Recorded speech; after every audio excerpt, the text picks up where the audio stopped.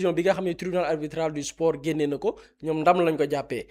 Et pour le sujet pour ñi ñuy seetaan moo ñeel élection bi nga xam ne ci la ñu waroon tànn le président de la fédération sénégalaise de football te jamono ji ki ko jiite di Abdoulaye Fall ginnaaw bi ñu demee ci ay élection ñu tànn ko mu jiite boobi les fédération donc la jiitu bataaxal bi Madi Touré génnee wala boo camp Madi Touré bi ñu génnee tribunal arbitral du sport ci boppam moo génnee ab bataaxal ci ayubés ba ñu génn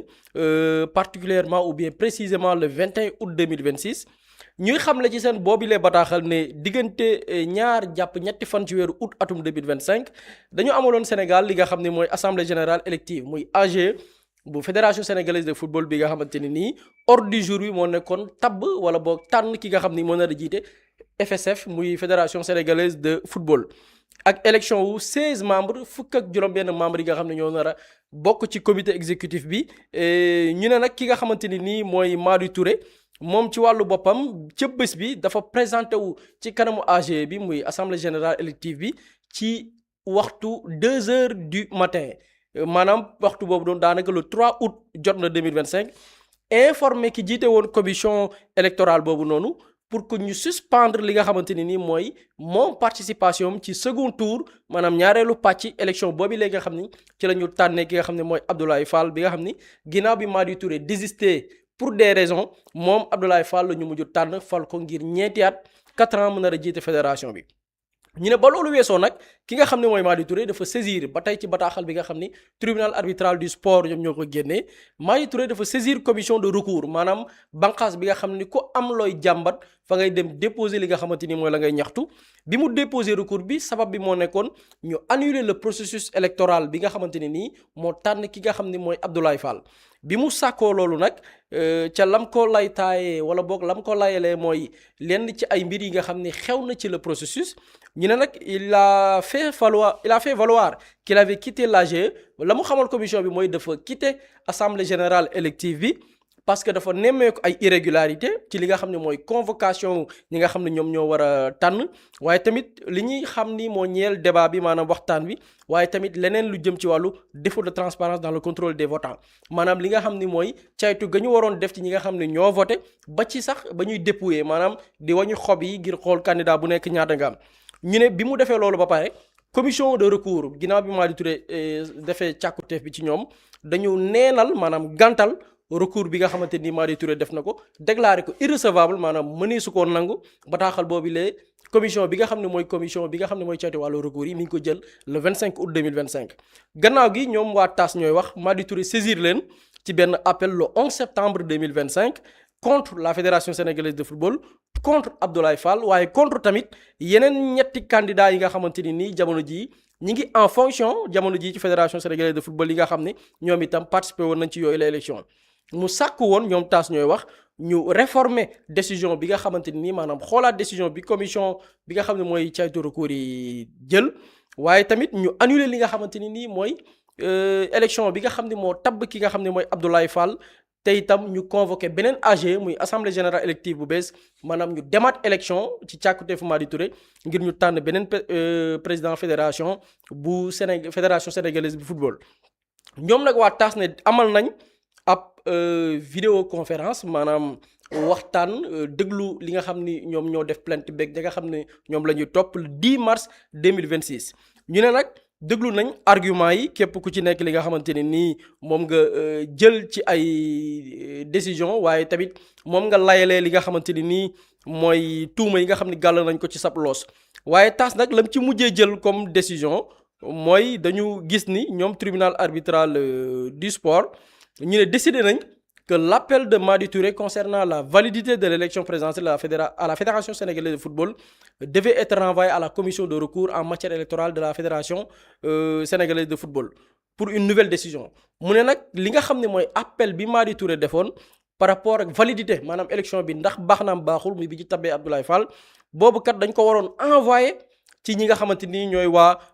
commission de recours maanaam bi mu defee càkkuteef boobu noonu commission bi dafa war a recevoir la nga xamante ni mooy càkkutee fa maanaam waru ko woon déclarer irrecevable lii la TAS wax ñu ne la commission doit réexaminer le premier recours déposé par Madi Touré candidat à l'élection présidentielle 2025 qu'elle avait jugé irrecevable conformément aux considérants de la décision du TAS ñi nga xamante ni nag ñooy commission bi war nañu càmbaraat li nga xamante ni nii mooy recours bi Madi Touré déposé woon le 11 septembre 2025 ngir ñu neenal li nga xamante ni mooy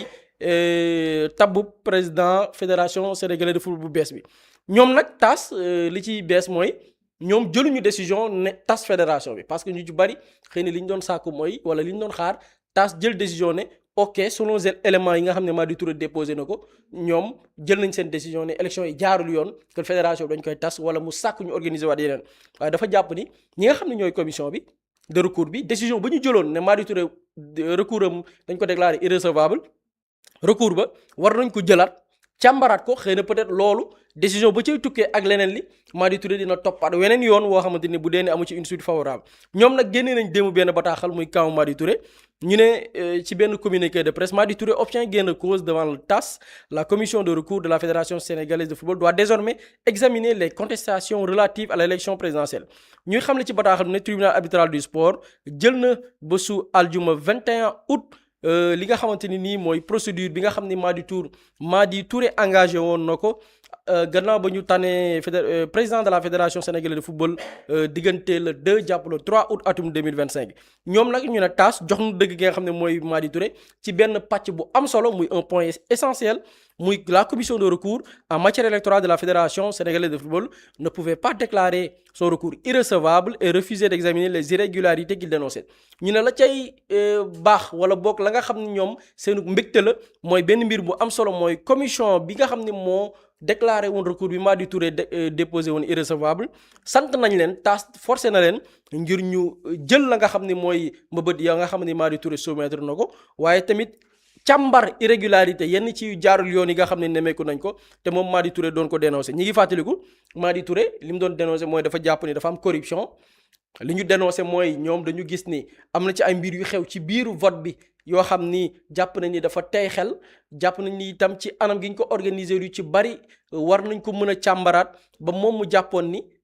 bi ñu demee deuxième tour du ci participer parce que bu participer ci deuxième tour bi dafay mel ni dafay dëggal li nga xamante ni nii mooy la xew ci premier tour bi comme que àndul ci li premier tour bi lañ ca jël comme décision ak li mu jàpp ne irrégularité la donc du dem au second tour ginnaaw gi ci la ñu tànnee Abdoulaye Fall donc mën nañ jàpp ni ñi nga xam ne ñoo war a ceytu muy commission de recours bi dina càmbaraat yenn ci yi nga xam ne Madi Touré présenté na ko buñ ko recevoir xool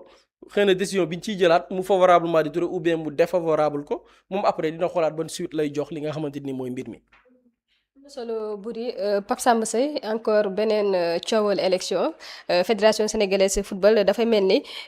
ba tey yëf yi jeexagut mais ak recours bi nga xamante ni kii di Madi Fall def na ko ndax yëf yi bu ñu ko toppee ba ca cëppaandaw ga mënuñoo amalaat yeneen élection.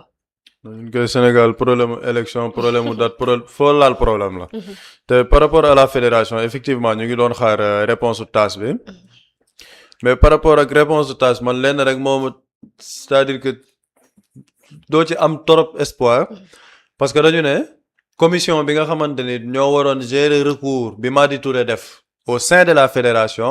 dañoo waroon a nangu recours boobu ñu saytu ko tribunal arbitral du sport léegi ñoom nee nañ recours bi Madi Touré dugal c'est un recours recevable donc commission boobu war nañ ko mën a saytu mais commission boobu c'est au sein de la fédération une fédération dirigée par Abdoulaye Fall ak ay ñoom Abdoulaye Seydou Sow donc bu fekkee ni commission boobu ci biir fédération actuelle bii la nekk war a àddu ci recours boo xamante ne Madi Touré moo ko dugal man jàpp ma ni dina am benn finalité boo xamante ne xëy na dina nekk une finalité qui va tout changer te par rapport à cette fédération xam nga li gën a extraordinaire ñun li ñuy wax en fait c'est à l'image de comment le pays est dirigé c'est à l'image de fépp da ngay xool par exemple fédération bi xam nga keroog ñu ngi wax Patrick Vieira comme nouveau coach le chargé de la communication de la fédération sort après pour dire que accord de principe rek la ñu am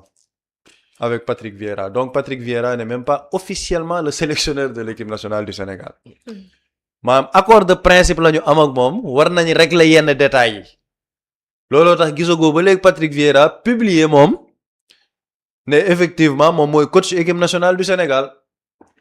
parce que accord de principe la ñu am ba ci journaliste bi sax mu ngi koy la waa léegi bu fekkee ni mujjoo leen déggoo quoi mu ne après loolu dina ñu xool que les enseignements à tirer donc on a une fédération ñu dem mondial avec tous les couacs yi fa am ñu ñibbisi fédération bi ne ñoom dàq nañ Pape Thiaw ñuy commencé def seeni sorties ministère des sports ne gars yi bàyyi leen seeni sorties yi nañ xaar affaire yi ñu ne ñoom bàyyi nañ ñu ameel xaalis Pape Thiaw war a fay Pape Thiaw fédération bi dem nañ ne dañuy waxtaani ji pour un nouveau sélectionneur annoncé nañ sélectionneur bi te amaguñ accord officiel avec ce sélectionneur là mais c'est-à-dire que lii dans une fédération sérieuse est-ce que lii mën na nekk est-ce que lii mën na am ce n'est pas possible l'équipe nationale de la France ñëpp xamoon nañ ne après Didier Deschamps ce serait Zinedine Zidane le sélectionneur de la France ñëpp a ko xamoon képp kuy seetaan football xam nga ko mais tant que ce n'est pas officiel ce n'est pas officiel ça a été officialisé ñu présenté ko mu nekk sélectionneur de l'équipe nationale de France am staffam ak lépp mais fii on te dit que c'est la fédération fait la communication ne Patrick Vieira nouveau sélectionneur Vieira deful communication deful dara parce que effectivement ce n'est pas encore officiel accord de principe la ñu am te ñëpp xam nañ ne même dans le cadre du sport wala football ñaari club mën nañu am accord de principe ne joueur bi nii par exemple dama koy jaay joueur bi am nañ accord verbal am nañ accord de principe nañ lijjanti documents yi yëpp beneen club jugee fële proposer loo xamante ne moom la gën a intéressé joueur bi dem c'était un accord de principe mais ce n'est pas officiel ce n'est pas légal tey jii c'est la même situation imaginons par extraordinaire ñu ne ñu Patrick Vieira bon mujjul tomber d'accord avec l'équipe nationale du Sénégal léegi dañuy delluwaat ne bon waxtaan nañ mais amuñ accord donc il n'est plus sélectionneur gis nga fédération suñu fédération bi il y a à manger et à boire ci li ñu war a wax par rapport à leur gestion xam nga nag Sénégal malheureusement on est un peu un pays d'oubli dañuy nekk ci benn circonstance wax benn affaire nii rek après fàtte ko jàll le bilan du mondial mais c'est-à-dire que ba léegi fédération bi mbir mi leerul ci mondial bi le bilan du mondial Pape Thiaw ngi nii la fédération doit lui payer normalement je pense plus de 300 millions déjà dans le principe Pape Thiaw est toujours sélectionneur sur le principe lijjanteegoo kaaw Pape Thiaw mais mën nga indi ji beneen sélectionneur c'est vrai que dans la démarche c'est pas cohérent et toujours c'est la même fédération biir mondial bi y a des couacs yoo xamante ne sénégalais dañ ko kaas ba sonn mbir mi fan la mujj da ngaa déggaat fédération wax ci dara da ngaa déggaat ministère des sports wax ci dara ñun fii lañ toog après mondial bi ñu ne ministère bi nee na day def benn audit xawma la nag lan la ñu waxoon nañ ne audit bi bu mu yem ci communication nañu am un bilan mu leer ñu xam mondial fu mu jógee depuis lors mondial bi jeex na depuis lors da ngaa déggaat dara lu jëm ci bilan yooyu da ngaa déggaat dara lu jëm ci audit yooyu déggaatoo ci dara parce que Sénégal malheureusement on nous a habitués à ça il faut qu'on soit extrêmement exigeant avec nos dirigeants mënuñ dem ci fiasco mondial bi ñëwaat les mêmes choses se répètent après comme dañuy fàtte jàll ci leneen parce qu'on est un pays boo xam ne on a trop de problèmes à gérer bu ñu jàllee ci leneen ñu ngi dem ci leneen mais il faut qu'on soit exigeant avec cette fédération c'est que am na yenn yoo xamante ne mënatul continuer lu tax mënatul continuer ñu ngi jëm ci ay éliminatoires Coupe d'Afrique Coupe d'Afrique mu ngi ñëw te le Sénégal normalement je pense son objectif c'est de remporter la CAN même si nee nañ objectif bi ñu am ak Patrick Vieira qui n'est même pas encore le sélectionneur officiel c'est d'aller en finale ak qualifier ñu mondial c'est-à-dire que yow tu t'imagines ñu ne la équipe nationale Pape Thiaw dem na mondial qualifié na defe naa 16e de finale xaw ma 8e de finale mooy champion d'Afrique ñu ne non c'est catastrophique dañ koy dàq normalement boo ko dàqee c'est parce que tu veux des objectifs beaucoup plus élevés ki nga indi nga ne da nga am ak moom accord lenn nga ko sas mooy demal finale Coupe d'Afrique yóbbu ñu mondial c'est que ñun on marche à l'envers et malheureusement dañuy toog di ko dund nii parce que mënuñ ci dara parce que ñoom gars yi ñoom la ñu tànn nan lañ leen tànnee mais il faut aller voir par rapport au président de ligue yeeg li nga mais en fait tout le monde sait comment ça fonctionne là-bas mais malheureusement du mujj en fait li ci graaw mooy du mujj fenn parce que c'est un lobby installé ñi ko war a lijjanti mooy l'état du Sénégal malheureusement l'état du Sénégal jamono ji moom ay waxi fédération sax ku talul courant bi doon coupé ci gàmmu bi ak inondation taloo waxi fédération ñoom ñu ngi ci leneen moo tax man la ministre Khady Diène Gaye c'est le reproche boo xamante ne defoon na mooy par rapport ak élection yi avant ñuy entériner élection Abdoulaye Fall il fallait mettre au clair tirer au clair les conditions de ces élections là parce que malheureusement gars yi ñu ngi war dissoudre effectivement mënoon nañ dissoudre mais après mën na am ay répercussions mais bu fekkee ne état bi moo tax gars yi lu ñu naan non état mënul ingérer wu sax les autres pays seeni état dañuy dugg ci mbir mi sans pour autant dugg ci parce que le salaire du coach Patrick Vieira bi ñuy indi état bee koy fay. Pape Thiaw ñu ngi ne dañ koy fay on attend de voir ndax fédération bi da daan moom moo koy fay wala day jox la facture à l'état pendant loolu noonu yëpp le peuple sénégalais qui est amateur de foot ñoom fan lañ ci toll dañuy toog ñu ne ñu indi nañ kii non finalement ñëwagul y a des couacs y a des trucs suñu football bi nga xam ne mu ngi nekkoon ci benn pente bu baax après dañuy delluwaat di dundaat li ñu doon dund ay 2015 vers les années de Bata malheureusement ñun dañuy def ni delluwaat nii ndax lan on n'a pas assez d'exigence avec nos dirigeants te li ci gën a extraordinaire da ngay tourner waat gis fédération bi ubbi beneen front waajal seeni yeneen mbir comme si de rien n'était après les choses vont passer tranquillement parce que malheureusement l'état qui doit ministère de tutelle bi c'est pas pour critiquer wala dara mais da ngaa dégg ministère de tutelle bi dara par exemple actuellement sur la fédération et le sport malheureusement doo ko sax dégg y a pas cette poigne y a pas y a pas cette main qui contrôle tey jii la fédération wala qui contrôle les activités yi nga xamante ne mu ngi am on a l'impression que l'état daal day toog di seetaan fédération bi quoi dàq nañ Pape Thiaw lii contrat bañ koy signé lii dem na coupe du monde amul contrat y a eu trop de problèmes par rapport à cette fédération malheureusement qui n'ont pas été résolus te bu ñu continuer nii tamit on attendra de voir par rapport au recours Madi Touré damaa jàpp ne bu dee c'est un recours qui devra être traité par une commission au sein de cette fédération là gaw ma ni recours boobu dina antu ci loo xamante ni mën nañ dem vers de nouvelles élections parce qu'on sait comment fonctionnent les fédérations africaines en général la fédération sénégalaise donc bu dee recours bi moom ci biir fédération bii rek la gaw ma ni élection Abdoulaye Fall moom dina am dara lu ci changé. ci biir élection Abdoulaye Fall yooyu Boury dafay mel ni fédération bi biñ ko sampee ba léegi ci ay coow lañu koy nemmeeku ak ay scandale yoo xamante ni ñoo ngi koy wax ci biir fédération bi ndax jotul tamit ñu xoolaat bu baax a baax fédération bi ci anam gi nga xamante ni noonu lay fonctionner. bon xoolaat bi dafay dépendre ci Pape Samba daf ko souligner bu ñu naan xoolaat mooy l'exécutif le pouvoir exécutif ou bien leur tutelle c'est le ministère des sports. tey football ou bien toutes les fédérations ci àdduna bi dafa am nu ñu leen tëggee noo xam ni état du am ingérence wala boog di dugal loxoom ci la manière de fonctionner mais dans d'autres pays yu ci bari état mën na faire du lobbying mën na def du lobbying pour que le président de la fédération bañ a nekk koo xamante ni soit daf may défavorable soit dafay nekk koo xamante ni ñun politique sportive bi ñu bëgg a teg le profil compatible ak li nga xamante ni nii mooy suñuy mbëbët ci li nga xam ne mooy tàggat yaram bi donc bu loolu amee dans certains pays dañuy faire du lobbying boo xamante ni nii du lu ñuy waxtaanee ci ay médias du loo xamante ni nii da ngay toog di ko wax ne diw moo nekk sama candidat mais dina am candidat boobu da lay wóor ni kii candidat wu état wi la kii candidat wu nguur gi la mais de manière très subtile vraiment avec intelligence avec stratégie nga teg ci li nga xamante ni nii mooy. ki nga xam ne jàpp nga ni yow politique bi nga bëgg a orienter jëmale ko football bi wala tel sport kii moo compatible par rapport ak say mbëbët léegi le problème nag liy posé mooy est-ce que ñu dénk loolu ñoom am nañ ce talent am nañ tey cette vision loolu mooy jafe-jafe bi. Pape Samba daf ko souligner man bi fi Khady Diène Gaye nekkee bi ñuy tànn fédération bi man waxoon naa ko parce que man bi ma gisee man gis nga lu bari bruit rek man sama xel da ciy tey. dañuy gis ni y avait beaucoup de bruit autour du candidat Abdoulaye Fall y avait une propagande boo xamante ni c'était visible quoi man je me suis dit bon doy na waar daal situation bi xaw na doy waar mais attendons de voir après nga gis ni après Sénégal organisé fi ay match au stade Diamniadio mu am des couacs par rapport à la billetterie et tout nga gis ni y a des problèmes nit ñi ne lii de bu ñu toppee coupe du monde et gis nga la suite c'est-à-dire que suite logique la li xew coupe du monde suite logique la nit ñi doon gis la léegi sëgam ñun les profanes yi nga xam ni par exemple nekkuñu yoruñu les leviers de l'état ñoo mën a gis loolu mais masam ak état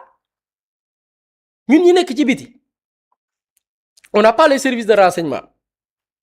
peut-être am na fu ñu yem ci wàllu pouvoir mais ci avec recul ngay toog observer xam ne lii li muy xeeñ neexul mais masam ak état léegi nag problème bi mooy je parle de politique sportive est-ce que nguur gi fi nekk tey par exemple am nañ cette politique sportive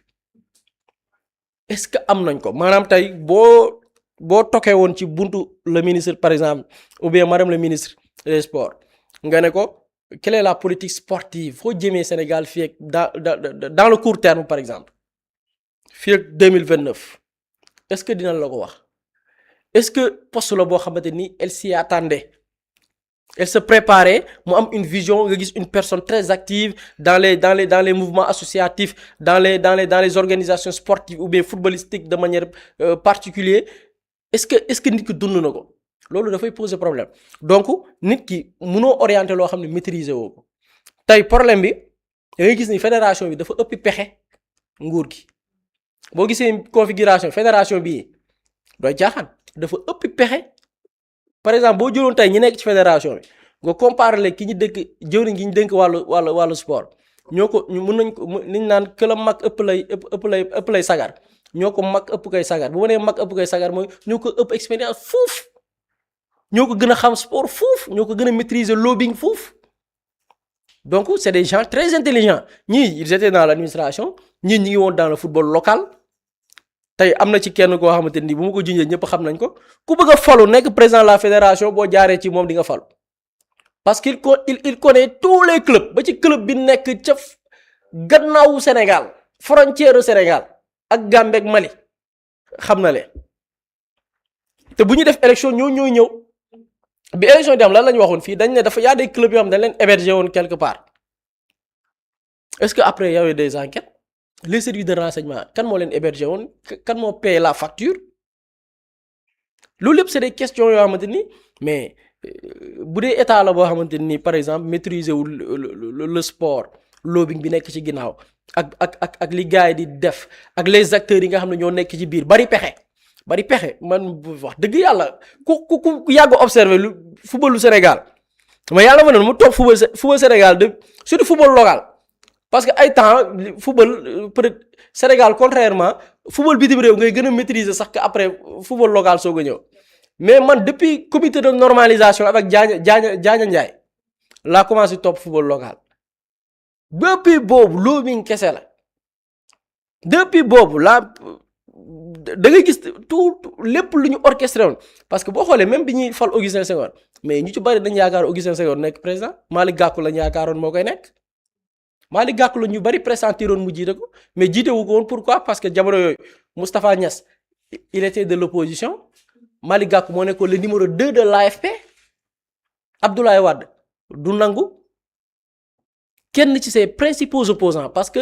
à la veille même de 2012 c'était Niasse et Tanor qui étaient les principaux opposants de Wade Macky Sall bi mbii coog mbaaloo amee entre Niasse et Tanor kan moo war a jiitu ci benn siggil Sénégal su ma juumul mbii coog mbaaloo boobu ci leen Sénégalais yi mere ba dem daan Macky Sall mais ñoom ñaar bu ñu déggee woon ñoom ñaar kenn moo ci dem premier tour astafurlah bu ñu demee deuxième tour moom mooy jiitu Macky Sall donc Niasse c'était le rival de Wade Wade ne voulait pas que le lieutenant de Niasse nekk président de la fédération xoolal lobby boobu noonu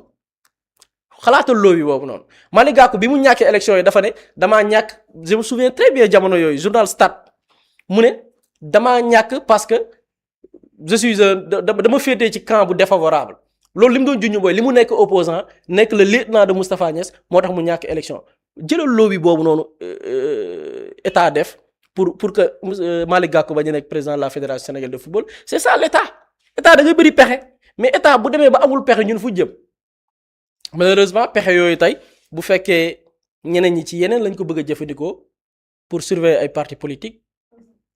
ça donne ce que ça donne et vraiment dañuy toog di xool suñu football bi avec tout le potentiel effectif bi ñu am les joueurs Sénégal grenier la. keroog am na ko commandé non Sénégal c'est un pays pratiquant de football mais pas un pays de football mais non d'accord ma ak moom peut-être sax mi gis daan mais Sénégal c'est un pays de football donc un pays de football bi nga xam ni dafa toll ci période boo xamante ni on a vraiment des joueurs exceptionnels tey gâchis la avec cette génération je vous jure on a gagné 2 coupes d'Afrique mais je vous jure cette génération mënoon a gagné 5 coupes d'Afrique cette génération avec 3 coupes du monde au moins au pire des cas mënoon nañ dem jouer au pire des cas 3e place nekk dans le carré d'as gâchis la pourquoi parce que yi nekk di xew malheureusement espérons que bon issue dina am wala miracle sax laay wax mais en terme de lu ciy pexe moom ña war a jëli pexe amuñuy pexe ndax ña ñu war a jël ci ñoom pexe leen ëpp xel ñoo leen gën a yeewu gën leen dëkk ci dëkk bi ëpp leen i dugg dàq leen loo bi. ay pexe yoo xamante ni jàpp na ni bu ko nguur gi taxawee woon lu bare bari dina soppeeku mais ki fi njëkkoon a nekk premier ministre bi nga xamante ni moo yoroon wàllum tàggat yaram di Khady Diène Gaye am na lu bare bari loo xamante ni maîtriser woon na ko ci biir tàggat yaram ndax am na ay lobby yoo xamante ni aussi tamit doon na ko junj ndax moom bu ñu fi bawoon ak yoon bi nga xamante ni tàmbali woon na ko du jaar ndax problème ak coow yu bari yi nga xamante ni ñoo ngi koy nemmeeku ci fédération bi dina egsi fi. moo ma ne sànq c'est à l'image de pays bi ni ñu ko gérer parce que tey jii boo xoolee par exemple la Coupe d'Afrique bi ñu demoon au Maroc ñu gagné ko ba ñu gagné Coupe d'Afrique bi Maroc ba pare dañoo ñibbisi au Sénégal defe naa li gouvernement bi doon def sous Marie Rose kaddu la tuddoon boo xamante ni c'est une conférence de presse avec 3 ou 4 ministres ñëw. doxe ay information ci seen département lan ak lan lañ ci def lan mooy les nouveautés pour que les Sénégalais soient au fil de l'actualité mais Khady Diène Gaye elle a présenté un bilan de la Coupe d'Afrique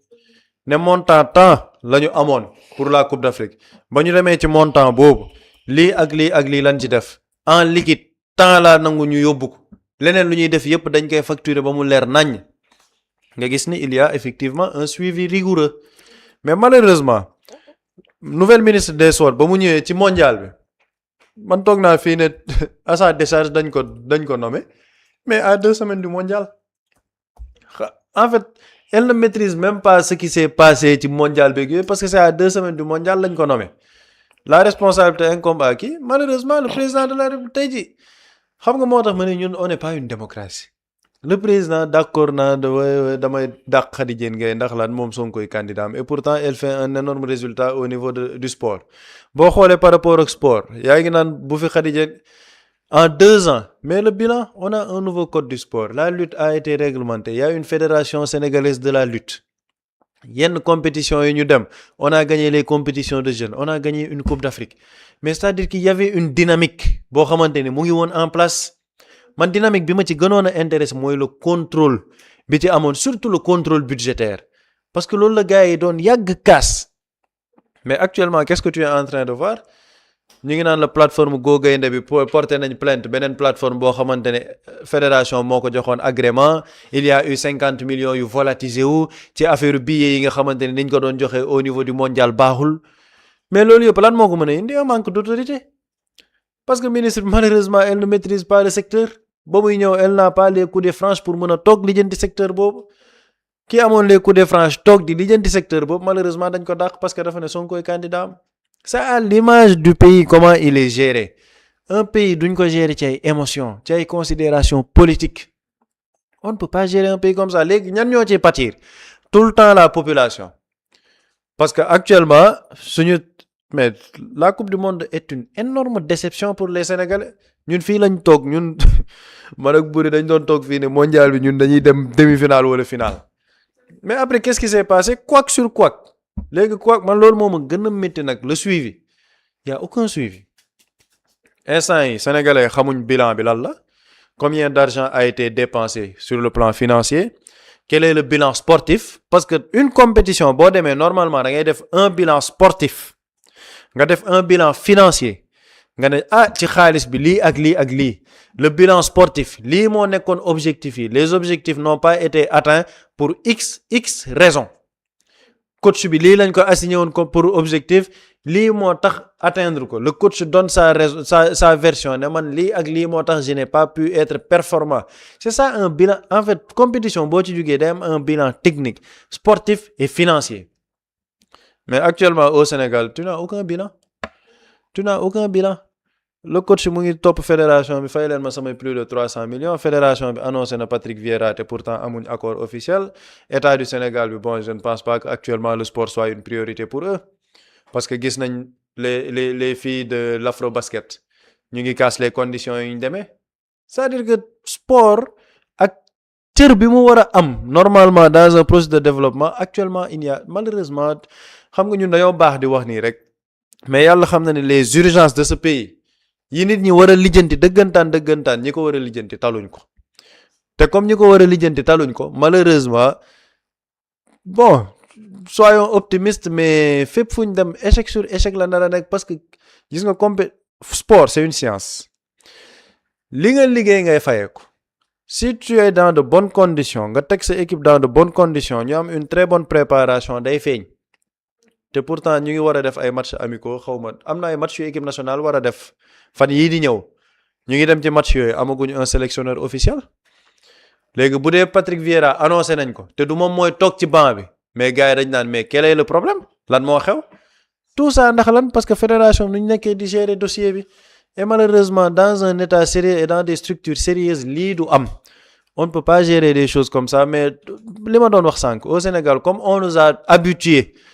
à du taf yëngal ñun politique taf yëngal lañ tàmm dañuy taf yëngal jàll ci leneen du am bilan du am dara après exigence bi naax saay bu ñu demoon gagné benn trophée ñëpp kontaan fàtte bu ñu perdraatee ñëpp ñëwaat kaas critiquer c'est une roue quoi c'est une roue qui continuelle boo xamante ni noonu lay demee et malheureusement bu ñu continuer nii les vrais objectifs yi ñu war a am duñ ko am parce que man leen laa gëm gis nga suñu sélection bi ak génération bii di ñëw yàlla xam na ne gis nga Égypte ni mu defoon ci continent africain bi teg la Coupe d'Afrique yi mais le Sénégal a la capacité di teg la Coupe d'Afrique yi di ko tegle parce qu'on a un vivier un potentiel énorme